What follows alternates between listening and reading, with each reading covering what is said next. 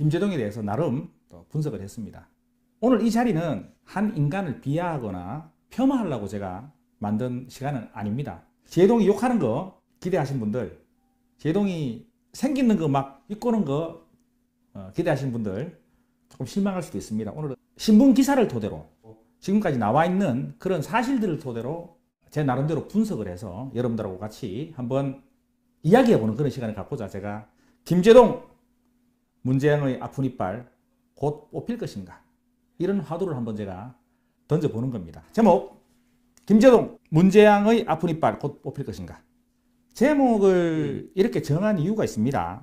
첫 번째, 문재양이하고 김제동이는 정치적, 노선적 차이가 조금 있습니다. 그 성향 차이로 나중에 분란이 일어날 수 있을 겁니다. 두 번째, 문재양 부류의 잡발들이 특징이 달면 삼키고 쓰면 뱉는 그런 전형적인 특징이 있습니다. 제동이가, 김제동 씨가 쓸모가 다 했다 싶으면 막 가차없이 차버릴 겁니다. 두 번째, 김제동은 진짜 진보인가? 아니면 직업적인 진보파리인가? 또 아니면 폴리테이너일 뿐인가? 저는 개인적으로는 전문적인 감성파리, 폴리테이너라고 생각을 합니다. 이 부분도 뒤쪽에서 제가 자세하게 한번 다뤄볼 생각입니다. 김제동의 최종 학력, 보통 일반인들은 서울분들 특히 성공회대 신방과를 졸업한 걸로 알고 있습니다. 사실은 대구에 있는 계명전문대학교 관광영화과 야간을 졸업했죠. 서울 메이저 무대로 옮기면서 학벌 컴플렉스가 안 있었겠습니까? 좌익 바닥에서 살아남으려 그러면 성공회대를 들어가야 됩니다. 그래서 확실하게 좌익적 인맥들을 탄탄하게 묶기 시작했죠. 문재인도 존경한다는, 멘토로 삼고 있다는 신영복, 탁현민, 윤도현, 화려한 인맥, 동문들이죠. 화려한 인맥을 성공회대를 다니면서 구축하게 됐습니다. 자, 제가 첫 번째 던지는 화두였습니다. 왜 김제동은 문재인의 아픈 이빨인가? 오늘날 김제동은요, 지금 여러분들이 생각하시는 것과 같이 만만한 이제 캐릭터가 아닙니다. 그야말로 이제 거물이죠, 거물. 여러 각도로 김제동을 제가 연구를 해봤습니다. 김제동과 문재인의 상관관계, 역학관계, 다각도로 연구했지만은 지금의 김제동은 문재인이가 그렇게 쉽게 만만하게 그렇게 대할 상대는 이제 아닙니다. 오늘 제가 방송을 준비하면서 대부분의 내용들, 한 80~90%의 내용들은 벌써 신문 기사나 구글, 네이버 이런 나온 신문 기사를 바탕으로 한 팩트가 한 80% 이상입니다. 나머지 20%가 제 개인적인 생각을 가지고 연구를 해서 여러분들하고 이렇게 방송을 하는 겁니다. 방송을 준비한다고 여러분들 전화를 해보고 물어보니까 왜 하필 쓰잘데기 없는 제동에 대해서 방송을 하냐. 아, 요즘 TV나 라디오에서 나오는 것만 봐도 막 내가 사람 돌아버리겠는데 김성철이까지 제동에 대해서 방송한다 하면 숨 쉴 데가 없다. 의아노 방송하지 마라. 이런 분들도 계셨어요. 그분들한테 약속을 했습니다. 오늘 하루만 후드를 까고 다음부터 김제동을 논하는 일은 없이 하겠습니다 라고 약속을 드리고, 김제동, 그는 진짜 아픈 이빨인가?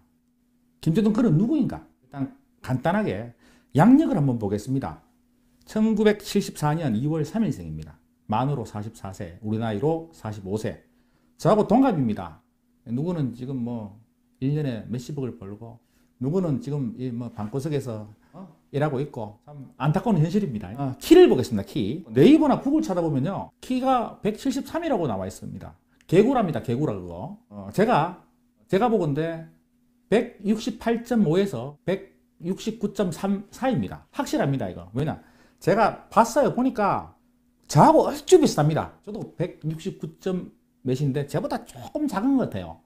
근데 프로필은 173이라고 나와 있습니다. 개구라죠.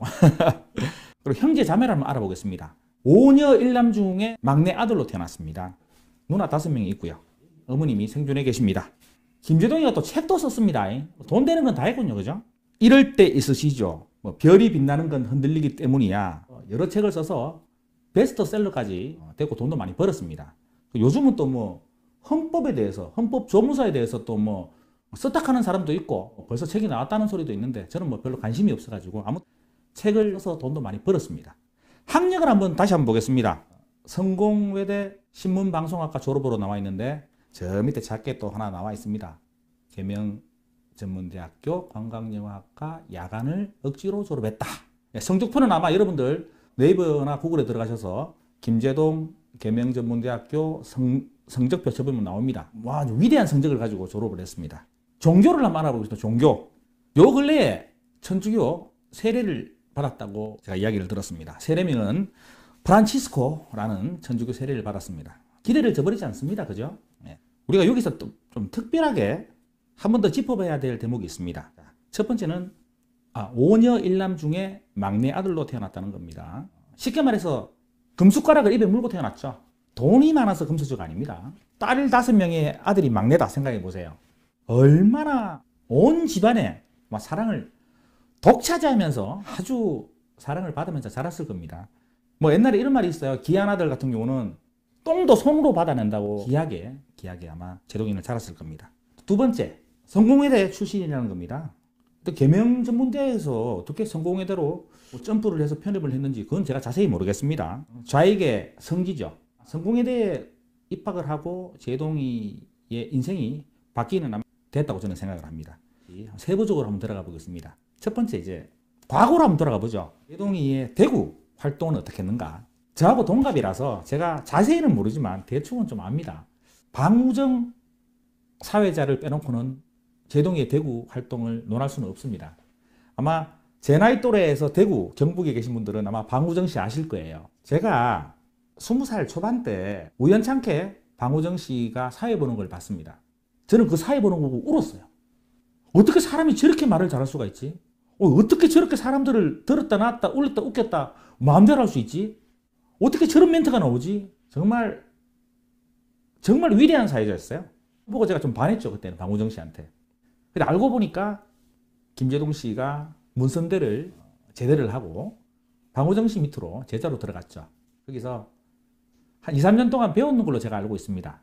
근데 어느 순간 제가 20대 한 이제 중반을 넘어서서 우연찮게 또 제동이 공연을 제가 처음으로 가까이서 볼 기회가 있었습니다. 근데 방우정 컨트롤 C, 김제동 컨트롤 V예요.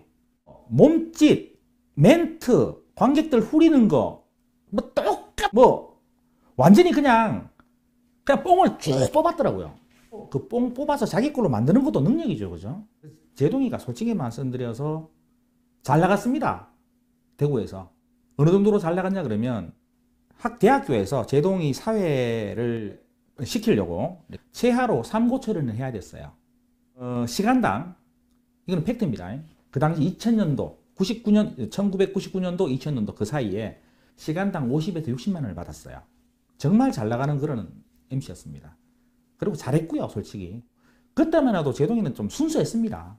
사랑을 노래했고, 김광석 노래 기타 치면서 참 순수한 그렇게 청년이었던 시절이 아마 대구에서 사회 보던 시절 아마 그때일 겁니다. 이제 노는 물이 좀 달라질 시기가 옵니다. 올챙이가 커지면 개구리가 되듯이 메이저 무대에 공중파로 본격적으로 입성을 하게 됩니다. 서울 무대에 가서는 놀라움의 연속이었어요. 놀라움의 연속. 센세이션, 언버리버블. 특히 윤도현의 러브레터를 시작으로 해서 야심만만, 김제동이 지금 만나러 갑니다. 스타 골든벨, 그다음에 연예가 중계, 하는 프로그램마다 대히트를 쳐버렸어요. 수도꼭지입니다. 틀면 나왔습니다, 그때. 대한민국을 진짜 들었다 놨다 했습니다. 정말 되는 놈은 된다. 되는 놈은 콘돔 100장 끼고 해도 임신 안경만 벗어도 웃겼어요. 춤만 추도 웃겼습니다. 입만 벌려도 웃겼다니까요. 진짜 대구 영천 촌놈이 메이저 무대 가가지고 대성공을 이뤘죠. 한 8년, 9년 정도 제동이가 활약을 합니다. 그래서 각종 상, 연예인이 받을 수 있는 모든 상을 휩쓸었어요. 그 이후로 한 2013년, 2년, 3년 넘어가면서 제동이가 심각한 사춘기, 심각한 슬럼프를 겪기 시작합니다. 보통 이렇습니다. 조금 자가당착 그리고 컴플렉스가 있는 사람들은 슬럼프에 쉽게 빠져요.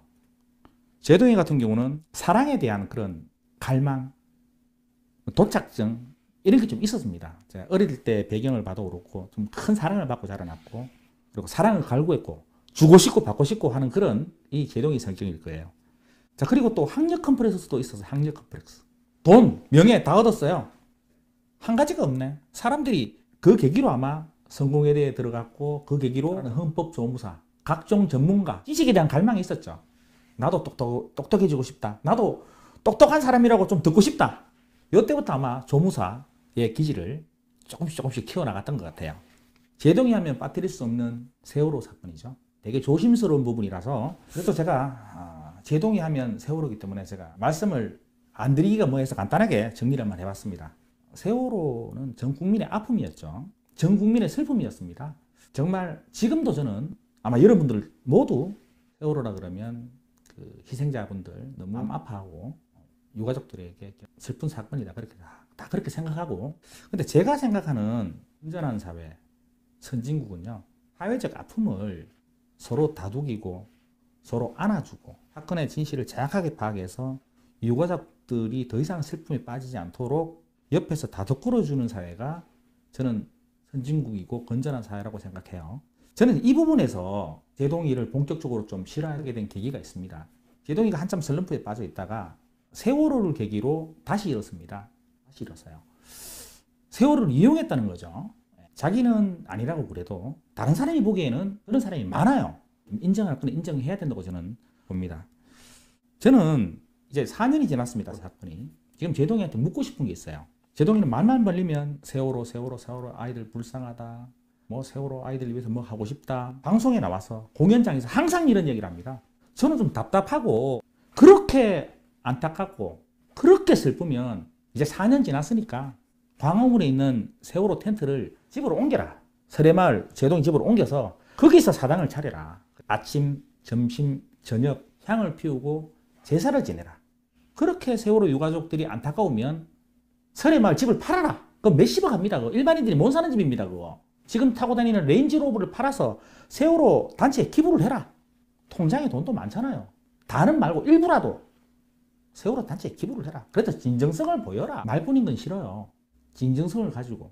대한민국 국민 누구 하나 세월호에 안 슬픈 사람은 어디 있습니까? 우리는 그걸 이용 안 하잖아요.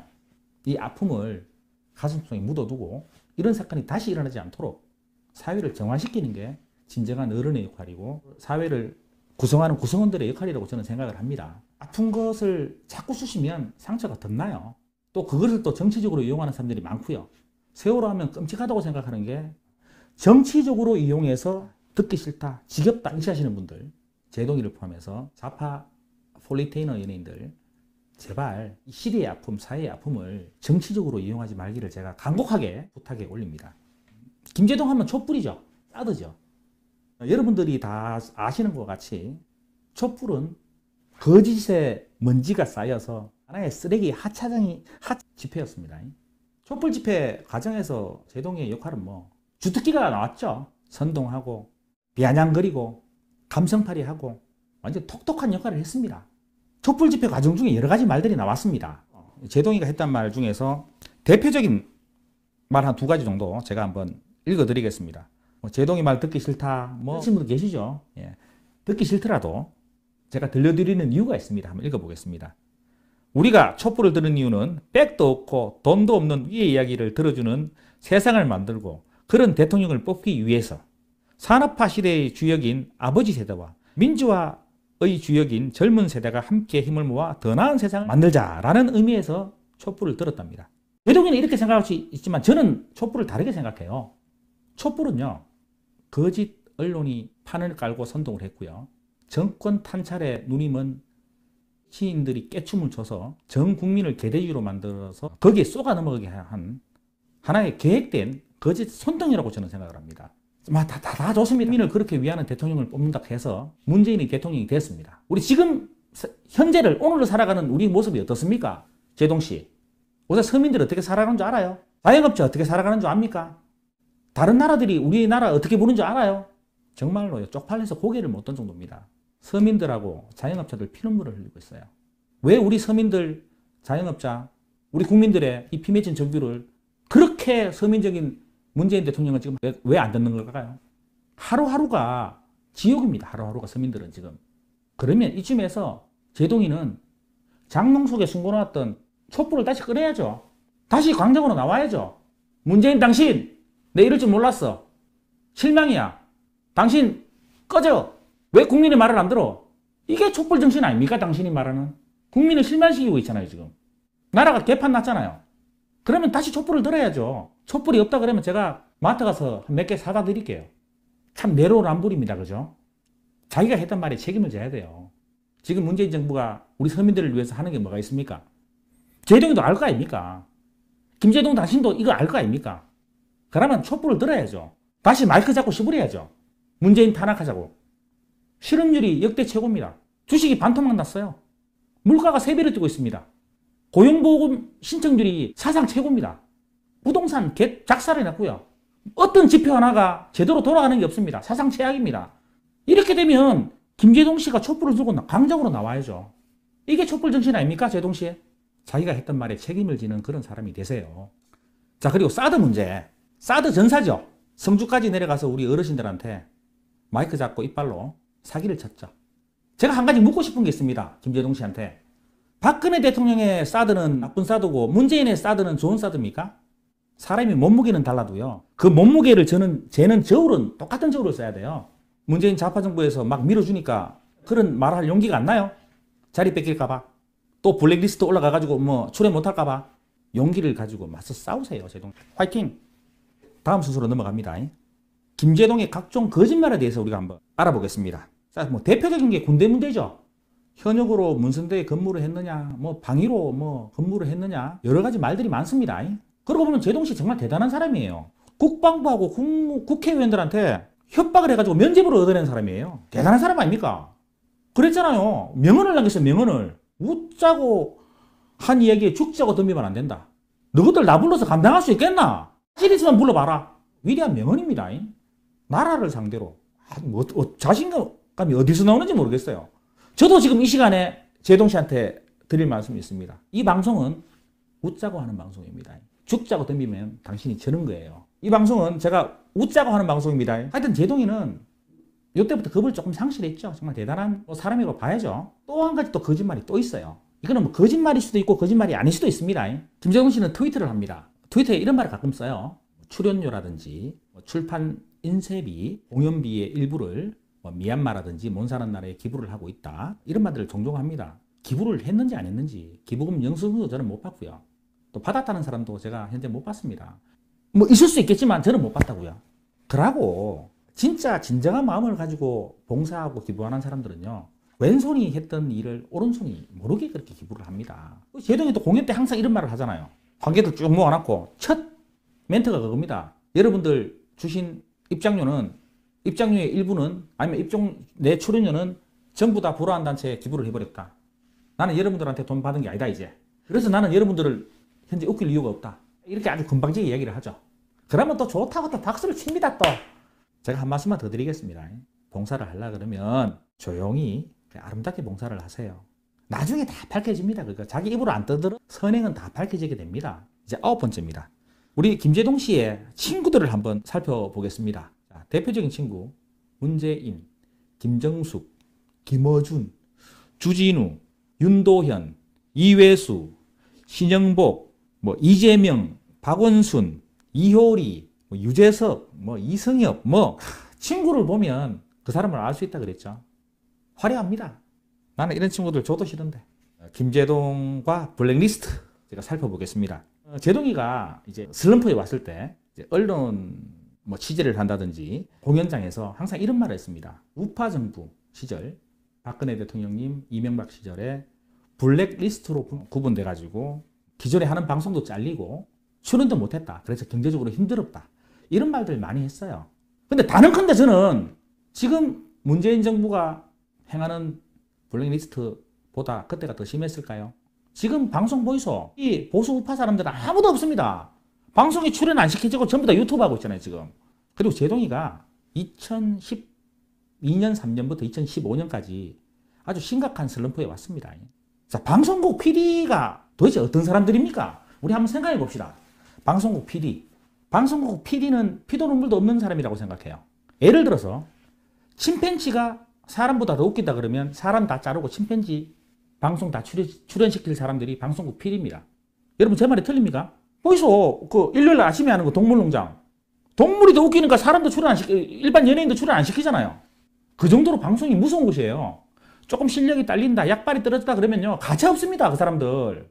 제동이는 자기 약발이 떨어지고 실력이 없어서 소재가 떨어져서 방송 출연 못하고 잘렸다고는 생각을 안 하고 항상 블랙리스트로 분류돼서 자기는 피해를 봤다. 그렇게 이야기를 하죠. 그때 솔직히 2012년, 3년, 5년까지는 재미없었어요. 지금도 재미없지만 불알찬 남자는 당당해져야 됩니다. 아, 그때는 정말 내가 힘든 시기였다. 소재도 떨어지고 좀 딜레마에 빠지는 시기였다. 다시 공부 열심히 하고 다시 연구 열심히 해서 다시 나오겠다. 그래야지 그게 불알찬 남자지. 누구 때문에 출연을 못했네. 경제적으로 힘드네. 그건 남자가 아니죠. 프로방송인이 아니죠. 다시 실력을 쌓아서 다시 나오면 되는데 누구 때문에 못 나왔다. 그게 어떻게 프로방송인입니까? 그리고 어떻게 그게 남자입니까? 또 2012년, 3년, 2015년까지 공연 많이 해서 돈 많이 벌었잖아요. 하는 사실인데 그거를 맨날 힘들었다. 구라를 쳐도 조금 맞는 구라를 치세요. 11번째입니다. 아주 많이 넘어왔네요. 김제동의 부의 축적에 대해서 우리가 한번 알아보겠습니다. 제동이가 한창 전성기 때 수십 편의 광고를 찍었습니다. 막대한 광고 수익을 얻었죠. 방송을 하면서 각종 상을 다 휩쓸었어요. 그래서 A급 연예인으로 방송국에서 인정을 받았습니다. 출연하는 방송마다 A급 대우를 받았고요. 각종 공연에서 액수의 돈을 벌었습니다. 우리가 대표적으로 알고 있는 재산이라 그러면 설해마을 몇십억 합니다. 그다음에 이런 게 있습니다. 근데 제가 이런 말을 하는 이유는요. 제동이가 돈을 많이 벌어서 제가 샘나서 이런 말을 하는 게 아닙니다. 당연한 거 아닙니까? 근데 제가 한 가지 짚고 넘어가고 싶은 것은 내가 있으면 있다. 이렇게 말해야 되는데 맨날 왜 서민 코스프레 하냐고. 제동이는 서민이 아닙니다. 상위 0.1%입니다. 그리고 또 제동이 또 팬들, 지지하시는 분들 보면 조금 안타깝습니다. 제가. 제동씨 힘내세요 화이팅. 2천만 원짜리 전세 살면서. 제동씨 다음 주에 공연 보러 갈게요. 어깨 피세요 화이팅. 내일 모레 카드값이 없어가지고 누구한테 돈 빌리지 고민하는 사람이. 제동씨 어깨 피세요. 제동씨 뒤에는 저희가 있어요 화이팅. 정신 차려야 됩니다. 제동이는 부자입니다. 일반 부자가 아니고요. 대한민국 상위 몇 프로 안에 들어가는 부자입니다. 저는 더 안타까운 게 그런 부자가 왜 서민 코스프레 하냐고요. 복면가왕 같아요. 복면을 쓰고 있는 인생을 살아가는 사람 같아요. 보면 난 부자면 부자다. 그래서 난 내 돈으로 잘 먹고 잘 살고 봉사하고 그냥 산다. 당당하게 하세요. 서민 코스프레 하지 마시고. 생각해보면 안타까운 부분이 너무 많습니다. 제동이 공연 같은 경우도 공연 보러 가신 분 있을 겁니다. 저는 보러 가지는 못했지만은 A급 좌석이 거의 7만 8천 원 정도 합니다. C급 좌석이 한 5만 5천 원 정도 하고요. 제동이 공연은요. 그렇게 비쌀 필요가 없습니다. 노래도 안 부릅니다. 춤도 안 춰요. 무대 장치도 필요가 없습니다. 백댄스도 필요가 없어요. 효과도 필요가 없습니다. 마이크 하나만 쓰면 돼요. 마이크 하나로 2시간 딱 이야기한다고요. 그러면 제가 봐서는 A급 4만 원, B급 3만 원, C급 2만 원 해가지고 공연하는 게 그 서민들을 생각하는 연예인 아닙니까? 제동 씨한테 좀 부탁을 드리고 싶어요. 너무 비싸요, 솔직히. 아니 무슨 싸이라든지 화려하게 공연하는 사람들은 이해가 갑니다, 비싼 거. 막 백댄스 불러야 되고 막 화려한 무대 장치 해야 되고 효과 해야 되고. 근데 제동이는 그거 필요 없잖아요. 마이크 하나만 딱 있으면 되는데 뭘 그래 비싸노? 서민들을 생각하는 연예인이. 부탁 좀 드릴게요. 공연을 하지 말든지 공연비를 좀 낮추든지 하이소. 자, 이제 얼추 다 와갑니다. 김제동의 현재 근황 및 고액 출연료 문제 되짚어 보겠습니다. 요즘 한참 이제 화제가 됐죠. 이 문제를 짚기 전에 제가 제동이가 요 근래에 했던 명언을 한번 짚어드리겠습니다. 국회의장의 망치와 목수의 망치는 동등한 가치로 인정받을 수 있기를 바란다. 참 아름다운 말을 했습니다. 정말 명언이고요. 월, 화, 수, 목 4번 하니까 350 곱하기 4 하니까 1,400만 원이에요. 한 주일에. 요걸 한 달로 계산하니까 5,600만 원입니다. 요거를 1년으로 계산하니까 6억 7천만 원이에요. 엄청나죠? 자, 그렇게 세상 만물 모두가 평등한 가치를 가지면 좋겠다고 그렇게 생각하는 제동씨 지금 출연료 반납하세요. 요즘 최저시급 얼마인 줄 알죠? 1시간에. 제동씨 하루에 30분 하니까 요거 2분의 1로 나눠볼게요. 그러면 3,765원입니다. 요거를 일주일 하니까 15,060원이에요. 요거를 한 달 하니까 62,240원입니다. 한 달 월급 62,240원 받아야 되고요. 제동씨는 1년이면 722,2,888원을 받아야지 제동이가 원하는 평등한 가치를 누리는 사회가 됩니다. 내일 당장이라도 고액 출연료 반납하시고 모두가 평등하게 사는 어떤 일이든 모든 가치가 평등한 가치가 이루어지는 세상, 제동씨가 원하는 세상이 이루어질 수 있도록 출연료 반납하시기를 제가 부탁을 드리겠습니다. 아니, 자기는 1년에 6억 7천만 원 벌고 편의점, 뭐 주유소 알바하는 사람들은 최저시급에 지금 막 거두기고 있는데 말이 됩니까 이거? 제동 씨는 제가 좀 안타까운 게요. 어떻게 듣기 좋은 말만 하려고 하지 마세요. 서민들은 상처받습니다. 사람이 말로 떡을 하면 대한민국 사람이 다 먹고도 남습니다. 근데 그건 거짓말이잖아요. 제발 입에 듣기 좋은 말은요 독약이 될 수 있습니다. 서민들한테는. 우리한테는 독으로 다가와요. 그리고 김제동 하면 또 빼놓을 수 없는 게 헌법조무사죠. 이 헌법조무사란 말에 대해서 제가 한번 여러분들하고 한번 토의해 보겠습니다. 제동 씨가 헌법 강의한다는 것은 이제 뭐 모르는 사람 없죠, 그죠? 제가 여기서 안타까운 점이 한 가지 있습니다. 요즘 고등학교 다니만한 이름 있는 법대에 들어가려 그러면, 로스쿨에 들어가려 그러면 하늘의 별 따기입니다, 그죠? 법대나 로스쿨에 들어갔다 치자. 거기서 다시 판사, 검사, 변호사 되는 것도 하늘의 별 따기입니다. 4년제 법대 로스쿨에 나와서 법조계에 몸담는 것도 하늘의 별 따기인데, 법원 근처에도 가보지 못한 그런 법대생들이요 1년에도 수천 명, 수만 명씩 나옵니다. 법이라는 게 그렇습니다. 법이라는 것은 헌법책, 법전 앞뒤로 몇 자 줄줄 외워서 이야기할 수 있는 만큼의 무게는 아닙니다. 법이라는 게. 세상에 날고 긴다는 수재들도 법원 근처에도 못 가보는 실정입니다. 지금 현재. 한 가지 예를 들어 볼게요. 뭐 누구나 법에 대해서 논할 수는 있습니다. 근데 그걸 내가 전문가이냐, 강연을 하고 교육을 한다? 저는 이건 되게 조심스럽게 다가가야 되는 문제라고 봅니다. 왜냐? 서점에 가서 내가 의학책을 한 2권 사서 앞뒤로 읽었다. 그리고 내가 그 지식을 가지고 환자 배를 갈라서 수술했다 생각해 보세요. 끔찍하지 않습니까, 여러분? 이 불법 의료행위 아닙니까, 이거? 법도 그런 식으로 우리는 다뤄야 된다고 저는 봅니다. 저는 제동 씨한테 진짜로 드리고 싶은 말씀이 있어요. 약은 약사에게, 진료는 의사에게, 변호는 변호사에게, 판결은 판사에게. 마지막 순서가 다가오고 있습니다, 점점. 김제동 앞으로 어떻게 될 것인가? 제가 이제 이 말씀 드리려고 이야기를 드렸는데, 제동이는 지금 아마 정치를 꿈꿀 겁니다. 부와 명예를 얻었고요. 대중 권력까지 장악했습니다. 제동이한테 남은 것은 정치 권력을 장악하는 일밖에 안 남았습니다. 제동이는 압니다, 지금. 걔가 머리가 그렇게 나쁜 애가 아니에요. 대한민국 국민들의 속성을 알아요. 정치권의 치졸함도 압니다. 이것만 잘 믹스하고 이용하면 제동이가 정치에 입문하는 것은 그렇게 어렵지 않습니다. 아무 문제도 없고요. 근데 제동이가 정치에 입문을 하고 정치의 꿈을 꾸는 순간부터 문제가 발생하기 시작할 겁니다. 제동이는요, 문재양 정권 탄생의 1등 공신입니다. 하지만 문재양 정권 입장에서는 폴리테이너 역할이 다 했다 싶으면 제동이 안 자르겠습니까? 저는 자른다고 봅니다. 존재의 가치가 없다. 더 이상 쓸모가 없다 그러면 특히 좌익 정치라는 게 매정합니다. 피도 눈물도 없습니다. 그리고 제동이 같은 경우는 노무현이는 상당히 존경했다고 제가 들었습니다. 그리고 많이 따랐고요. 근데 문재양에 대해서는 촛불로 정권을 같이 세운 동지라고 아마 생각하고 있을 겁니다. 여기서부터 문제가 좀 심각하게 발생을 하죠. 간단하게 말해서 문재양이 쪼대로 제동이가 쉽게 안 움직일 거란 말이죠. 왜냐? 대중 권력과 정치 권력을 다 같이 가졌기 때문에. 제동이는 지금 현재 그래 생각하고 있을 겁니다. 김제동, 문재인의 아픈 이빨 뽑힐 것인가?